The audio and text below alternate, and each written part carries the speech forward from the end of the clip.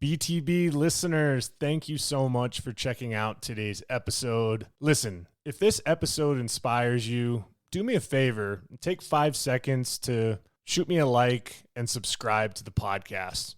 There are several more exciting guests that are in the pipeline, and I just can't thank you enough for your continued support, and let's keep paying the mission forward. In today's episode, I interview Jett Middleton, who was one of the highest rated recruits to come from Colorado in tennis. He currently plays at Boise State University under coach Luke Shields. Over the last 2 years, Jett has experienced an incredible amount of trial and tribulation, finding out that his father had a brain tumor that was life-threatening and that has currently been a challenge for him taking on leadership of his family during that difficult time. He also recently has overcome a foot injury, came back, and lost the first 17 matches that he played before getting into the position he's in now. We talk about perseverance, determination, the importance of positive mindset, and being mentally tough.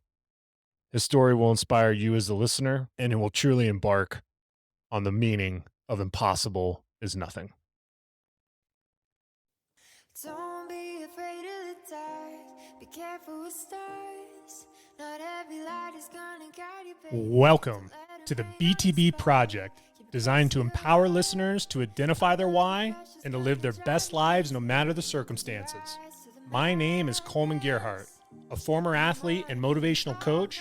I've had the opportunity to inspire thousands through my story and help accomplish what they are built to be. You'll be encouraged by each and every episode, and let's get into it. Yeah, when I blow up, I'ma soar high like Peter Pan. In real life, be living out my dreams. If I'm waking up, it's in a foreign land. I remember many moons ago in a pretty dark basement with a junior player that I was able to spend some time with on and off the court. And at this moment, we were working on more of the fitness side. And at the time, I would have no idea that he would become one of the most prolific tennis players to ever come from Colorado. But nonetheless, as I'm scrolling through Instagram the other day, I see this young man representing his college in the gym, training, putting in the work. And I never in a million years thought that I would connect the dots to be like, man, high school, college, Colorado tennis is a very small world. And it just brings me a tremendous honor. Jett Middleton, welcome to the BTB Project. Thanks for having me. I appreciate it. There's a lot of history between you and I. I would love to go back to that moment where at the time you were a rising junior tennis player. I know that tennis has been big in your family with your sister being part of it as well. And we had that great connection with one of my mentors, Jeff Salzenstein. So I'd love for you to go back to what tennis meant for you back then, being in a group of, in my opinion, some of the best junior tennis players to ever be in the same place at the same time. Yeah, I think it was obviously a big deal. Like growing up with my sister, she's 6 years older, and she had a very good class around her with guys, and they would show me the way a little bit. I think it was awesome.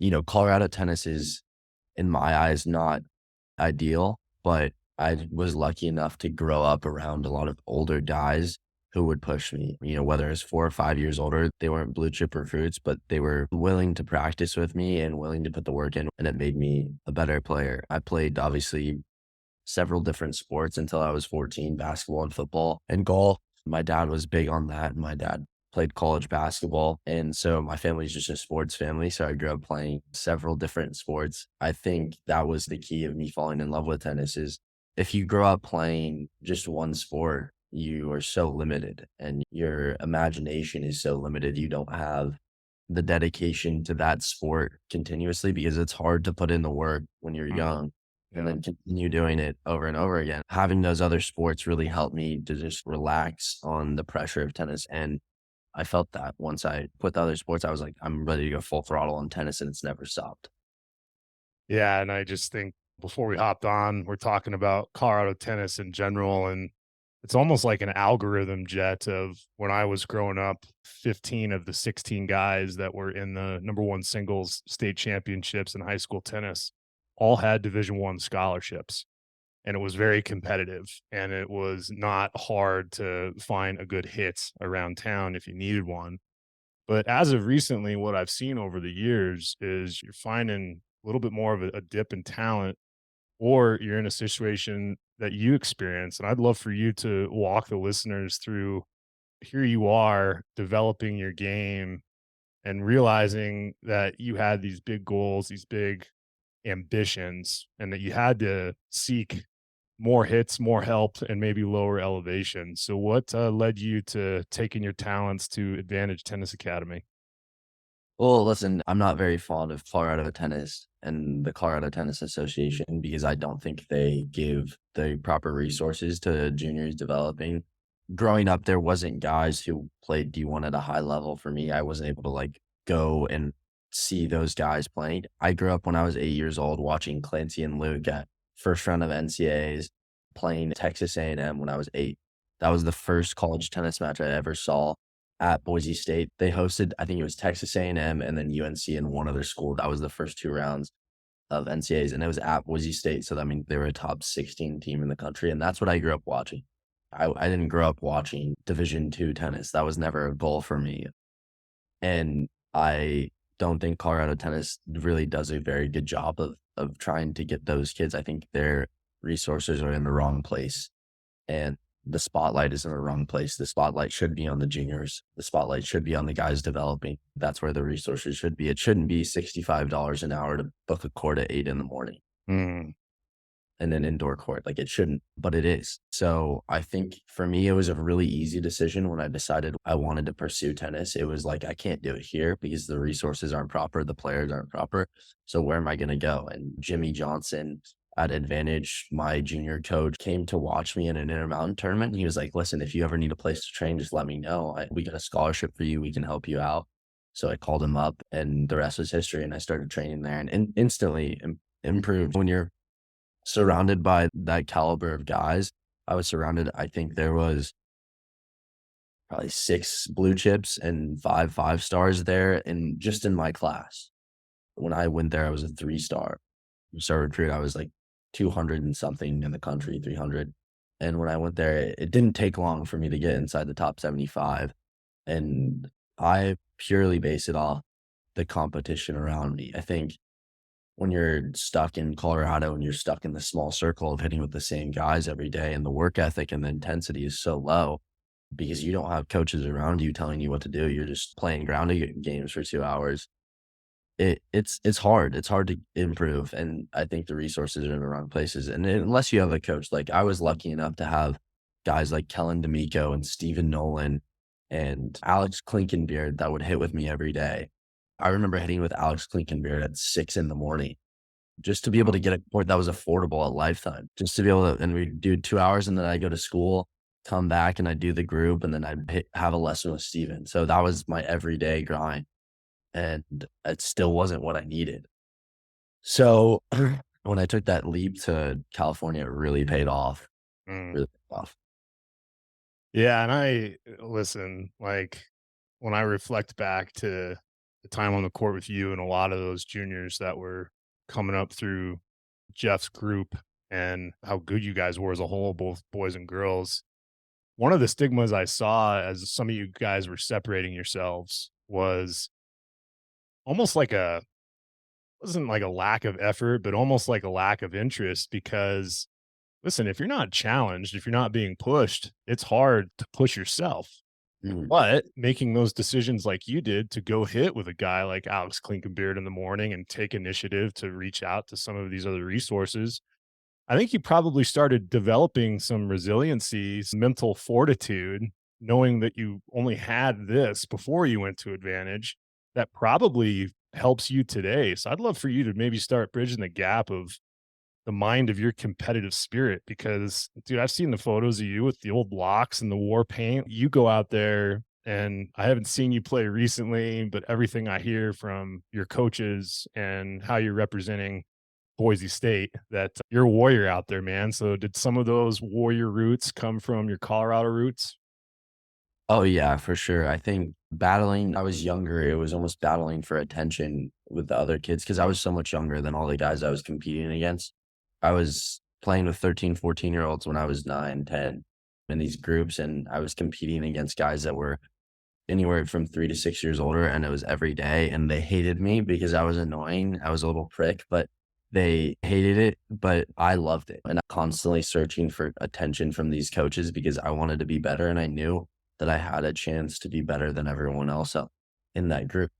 Because not only did I have the work ethic, but I had the resources, and my dad was so supportive. My dad he was very hard on me, but it was the right type of hard. It wasn't, he was like, if you're going to do it right, he's like, if you don't want to do it, don't do it. But if you're going to do it the right way.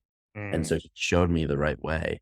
And maybe I didn't always love how he would show me, but now looking back at it, it was the right way. It made me tougher. It made me stronger. And putting me in those groups with several older kids, it was like me trying to find purpose and trying to find someone who took an interest in my career. And Steven was one of those. Steven was huge. I love Steven to death. He's helped my tennis career so much.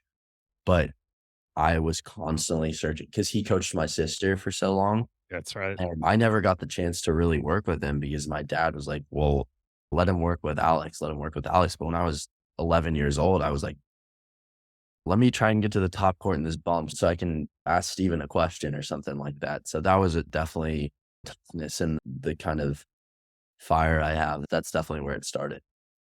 Yeah, that's cool to hear that you were an attention seeker of your coaches because you were determined to be great. And being a coach myself, I love watching kids, no matter what their level is, just to want to be there, want to be present, want to be coached. Because there's an epidemic right now, man, where there's a lot of kids out there that think that they know better. And nonetheless, like, if I don't have the answer to a situation for a kid, I'm going to help find them the answer. I'm going to put someone in their life that's going to help them. And I share all of that because it sounds like all of this, being able to put yourself out there, being present, led to this moment to where not only did you get the coaching, but it sounds like you're absolutely grateful for it. And that's a tremendous gap that you've been able to bridge with the success that you've had. But as you've mentioned, you've had a lot of good mentors in your life, including your dad. But let's be honest here, a lot of talent, a lot of opportunity in your life, but that doesn't mean it doesn't come with its share of adversity and tough circumstances. And I know as of recently, life has been throwing you a lot of different curveballs. And I've said this many times on the BTB project that my life, I felt like everything was thrown at me, but the kitchen sink.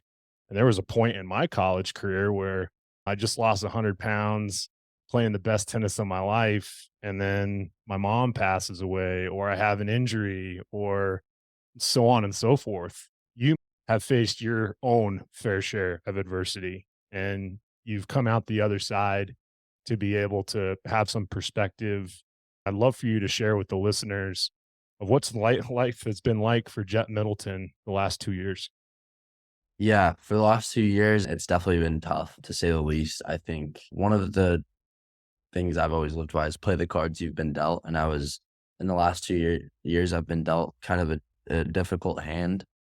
When I was at Arizona, I was playing consistently in the doubles lineup, where I was a part of the Pac-12 championship team. I loved it there. And then I entered the portal. It was kind of a decision that I made very thoughtfully, but I still had the plan to go back to Arizona, still had the offer on the table. That was my main focus. And then that same day, my dad had an episode and he collapsed in the gym and woke up in the hospital, and he had a golf ball sized tumor in his brain, which was stage 4 glioma. And he was given 3 to 6 months to live. And it was a really difficult time. It wasn't easy for me or my family. It was mainly my family. For me, he's my best friend. I talk to him multiple times every day. He's been there when I was complaining about not being in the singles lineup at Arizona. He's there. He's like, just keep pushing. He's always been so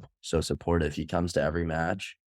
He's there. The ideal dad. I don't have any complaints about my father. And so for me, it was very difficult, but the impact that it had on my mom and my sister and kind of just our household was the most difficult thing to see for me.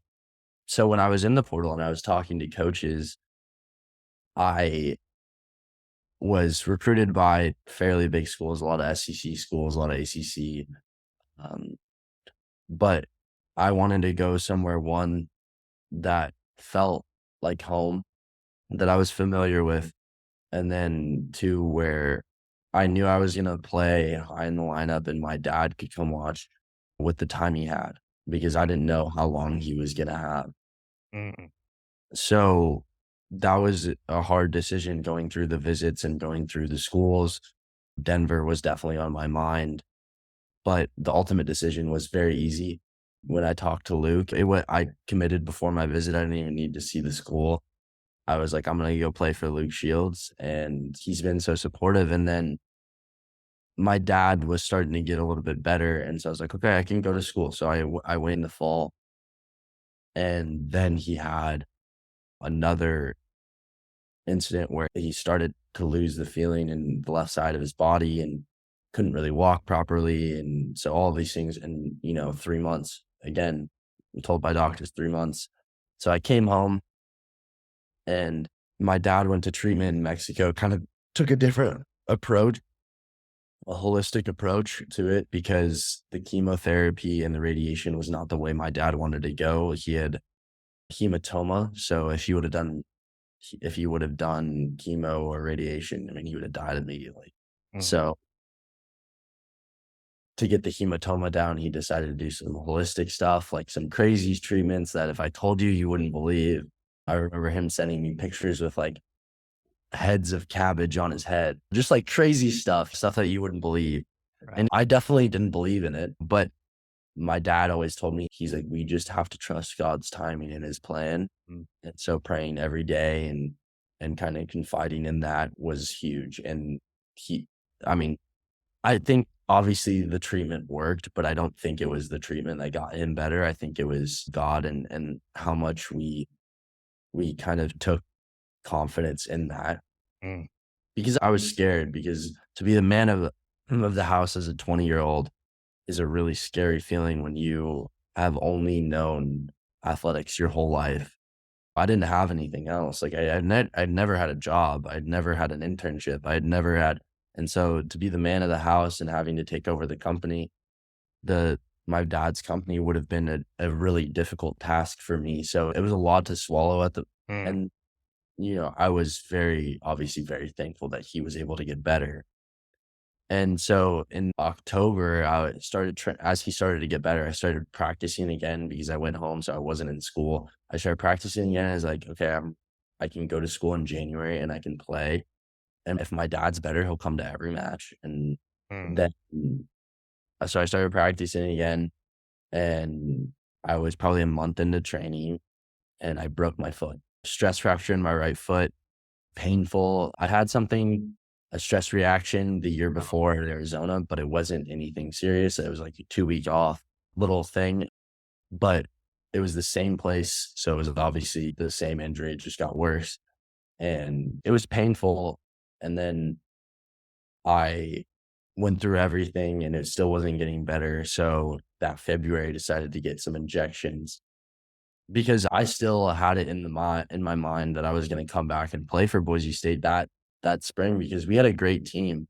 Yeah. We had a lot of very good guys and capable guys on the team, but I wanted to make sure that I was a part of a team that won a Mountain West championship. Winning those conference, I had it the year before, and my freshman year, we made Sweet 16. When you have those accomplishments as a team, never break that bond. And so getting a ring is something that you don't do like a ton in your life. It's not not everyone can be Steve Kerr and have 7 rings. So if I was going to be a part of it, I wanted to be a part of it. And Luke, and it was taking a little bit longer for me to come back. I was struggling with my fitness and kind of my movement. I still couldn't really move very well, couldn't really run. And then he was like, okay, let's take a step back and we'll redshirt you and make sure. So he was kind of the logical voice in my head, because if it was up to me, I would have played. Yeah, and Um, I was gonna say, man, I mean, when you put those pieces together, right? You got the weight of the world with your dad's situation, trying to be a head of household when your dad's trying to recover. You get this injury, you're about to get some injections, and maybe this is before Luke says, "Hey, we're gonna redshirt you. We're gonna pump the brakes on this." When I talk about the lowest of lows, was that the lowest moment in your life? I actually think it was later on, like last summer. I went on a 17 match losing streak when I came back. Oh, So I didn't play for, I think it was 10 months. I didn't play a tournament from August to May. I didn't play a tournament. And I think at the time I was like 12-7 UTR when I got hurt. And so I started playing. I was eager to compete. I was like, dude, I've been almost a year out of competition. I'm freaking out. I'm going crazy. Let's play some tournaments. And I had been practicing for probably a month, which was not enough time. Uh, but I was like, okay, let's play. So I started playing and lost 17 straight matches and had the worst summer of my career by far. And there was several times this summer where I was like, dude, I think I should just stop. I think I just lost it. Like, I think I just mm, lost my tennis. Like, I don't think I know how to play any. Like, it was just painful. Every match was painful. I usually when I lose matches, I compete and I'm making it close. Like, whoever I'm playing, I'm able to kind of compete with them and at least have some glimpse of light in each match and compete hard and problem solve.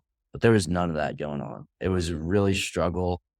I looked like a completely different player. mm. But the summer before, I was playing my best tennis. When my dad was going through everything, I was playing tournaments. I was playing my best tennis. I was having some of my best wins because tennis was kind of a safe haven for me. I was struggling with everything off the court with my dad. But once I got on the court, it was all tennis and that's all I cared about. And that was all I could focus on. And so I was playing some of my best matches and having very good results. But this summer was definitely tennis wise, it was a low point. I Man, was struggling mentally. I had trouble sleeping, trouble eating, trouble losing weight. I put on a decent amount of weight when I was hurt, and I had a really hard time getting it off because of my eating habits. But right before I went to school in August, I started playing a little bit better, practicing a little bit better, and completely changed my diet and met Jeff and started working with him. And then it all flipped. My confidence was at the lowest of lows. And this semester, I think I went 9-2 or 3. In the fall, I had a great fall. I did still have some injury issues, but I played, I practiced my tail off, worked my tail off, and it was definitely heading in the right direction. But I think when we talk the lowest of lows, that was the lowest of low for me was this summer, like, for sure. gosh, it's like, and I'm putting all of these different pieces together, Jed, because I'm reflecting on my own journey. What ended my tennis career when I was at Northern Colorado was I slipped a disc in my back. I got an MRI and they said, yeah, you got a slip disc, but you got to come back in for another MRI with contrast. And you probably know that term well because contrast is Mm, used to find active cells in the body that are cancer. And I had a tumor in my spinal canal about the size of a golf ball. So my career ended 24 hours later because I had to have emergency surgery to get the tumor removed. When I first started playing tennis, I lost the first 17 tournaments that I played. I signed up, lost, signed up, lost. The 18th tournament I won. Multiple injuries that I facing college and all of these different experiences, losing my mom. I mean, that was tough. And hearing your story and the adversity that you faced and knowing how prolific of a player you are and your potential. Dude, I think of it like a train, man, and you're just like you're loading all of these coals into your train right now, and I cannot imagine the havoc you are going to wreck on college tennis. I mean, I couldn't be more excited for you, and I think it's interesting because coming from Colorado tennis, and I have this question when it comes to your coaches, you have to probably be the only guy in NCAA history to play at two different schools for brothers. Is that correct? I don't know. I think about like the Brandy family, maybe there's someone there, but I don't know. I'm not totally sure. It's definitely a cool thing. The Shields family for me, they've they're Colorado tennis legends. I grew up watching them. I grew up idolizing them, Luke and Clancy. And I was a part of Arizona for almost 4 years because I committed so early. When I met Clancy and when I went on my visit, it was the easiest decision of my life. And I still love that place. I still love Clancy. I still love that team. But it was more of a decision of like, I can't sit on the bench anymore after the doubles point. And I don't think that I was, in my opinion, obviously, I don't think I was given the opportunity to kind of compete for the six signal spot, but he's the coach and he makes the decisions. And there's a reason why can sit year in, year out, they're top 15 in the country. And so I wasn't going to question his decision making. Obviously, he was making the correct decisions because probably had a 95, 98% win rate at 6 and 5. So that wasn't my issue. My issue was just I wanted to go somewhere and play. And so it was an easy decision. In the back of my mind, through the recruiting process, it was all glamour when you go to the other schools and you go on the visits. But I knew I was going to play for Luke. Like if I was either going back to Arizona or I was going to go play for Luke, like I took my other visits, just kind of get some free meals, get some cool experiences, see some pretty cool campuses. But I knew in the back of my mind, if I'm being truthful to myself, that I was going to go play for Luke. Yeah. And I mean, the history of those two guys, I mean, it's funny because being able to talk to both of them and hear their story, Clancy will always say that Luke is the best coach in the country. Luke will always say that Clancy is the best coach in the country. And the fact that you've got to play for both is unreal. But then when I start thinking again about your story, the adversity you faced, Luke's story, the adversity that he's faced. I mean, we both know a few years ago, he was at Fresno State and the program gets cut. And while he's at Fresno State, he's coaching a gentleman by the name of Ethan Quinn, who goes on and wins national championship at Georgia. And then Luke is able to go back to Boise, go back to what he calls home. His parents are living there now. I mean, Jett, putting the minds of like a you and a Luke and all of the talent that you guys have at Boise State, what is possible for you guys as you're being part of the team there?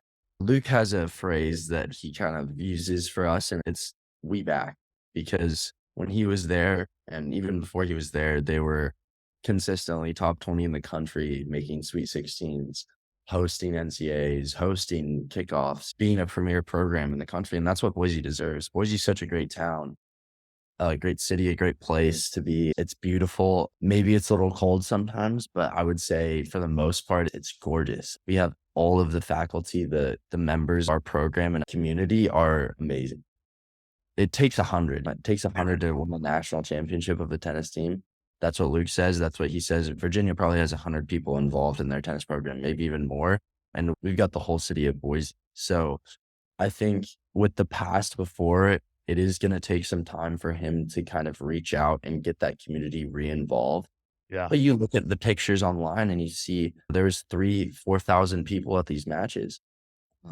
And Appleton can't even fit that many. There's no space to move around. I don't know how these people were watching, but I was at that match. I was sitting in the front row. There was people, sitting over me, trying, sweating on me. And that's how it should be. Boise deserves that. I think the sky's the limit for this program. I think Luke is the perfect person to take this program to the next spot. And he's going to be here for so long. He's going to be at Boise for the rest of his career. And I think Luke's doing a great job winning a conference championship first year back when we definitely weren't the favorites is amazing. And this year we have an even better team than we do last year. So I think this year the goal is top 40. The goal is another Mountain West championship. The goal is to take it to these top teams because we do have a really hard schedule. That's the goal for us, to win a Mountain West championship and be top 40. These top 40 is an automatic bid. And so regular season, postseason, those are the two rings we need and we want. And as far as Luke goes, done an unbelievable job with this program. And our assistant, Daniel Hagsifer, who was the head coach at Idaho for 5 years, and they won 2 or 3 championships there. Mm. You have so much championship culture in this program, and I think it's honestly amazing what he's been able to do. The fact that he was able to get Coach Danny after Coach Furry left was amazing because I think Coach Danny is great. I think he does a great job with the guys. I think instilling really good morals in us. And Luke knows that. Luke listens to him, and Luke's such a smart guy. He's thoughtful about his decision making. I'm extremely excited to be a part of it, and we have the resources to be a top 16 program again. And I've been a part of the top 16 program, so I know what it feels like and I know what it looks like, and it's getting there. We're close. So I wouldn't be surprised. It might not be this year, it might not be next year, but I would say in 5 to 10 years, I think we're a top 16 program, and I think Luke's still the head of it. And I think he's making waves in college tennis. Man, yeah, and I think too, as you're saying those names, and another big characteristic that's important is support. I remember talking about Luke's Fresno situation, and he shared with me the support that he got from his mom when that program got cut. His mom would write him Bible verses, and this was during COVID too, so he was just down in the dumps, and mom's lifting him up. And then back in the day when Luke goes to do what he did and in some of his junior tennis, Clancy was spending more time with his dad, and his dad was keeping him up during Mhm. those moments. And now here you are playing for Luke, but yet still have the support from Clancy. You have the support of the Boise community where seeds were planted many moons ago with Greg Patton. I mean, this is such a unbelievable platform for you. But when I say support, Jett, I want you to share with all the stuff that you've gone through and having the stuff happen with your family.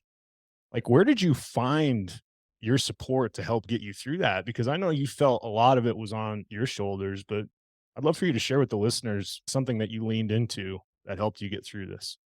Yeah. Listen, adversity for me is not foreign. Growing up, my sister died when I was 14. My mom had a heart attack and I had several different things. My uncle died when I was 16. Mhm. Grandma died when I was 17. So there was just like a lot of different things. So for me, it wasn't really like anything foreign. Like had felt this and it was almost normal to me.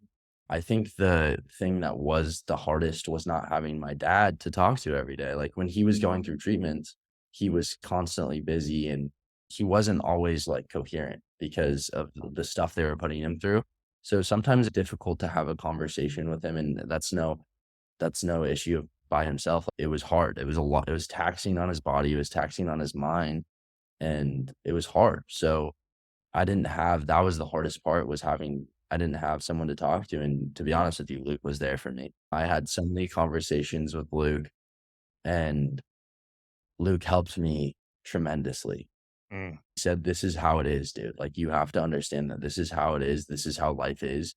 It throws curveballs at you all the time. You gotta man up and go through it, dude. Figure it out." Because there was a lot of time I was like, why? The usual, like, why is this happening to me again, dude? It's like, why? It's happened to me so many times. It's happened to my family so many times. We don't deserve this. But when you think about it, it's all relative. And Luke has changed my mindset from bad to good. He's made my mindset into flipping any situation into a positive and playing the cards you've been dealt. And his favorite saying is, that's just the way the cookie crumbles. When something happens that it wasn't supposed to happen, you just got to deal with it and go to the next point. If someone hits a let court winner on a deuce point, you got to go to the next point. And that's kind of the mindset that I've switched to. Everything happens for a reason. It's out of your control. So control what you can control. And that's what he has instilled in this team and instilled in me.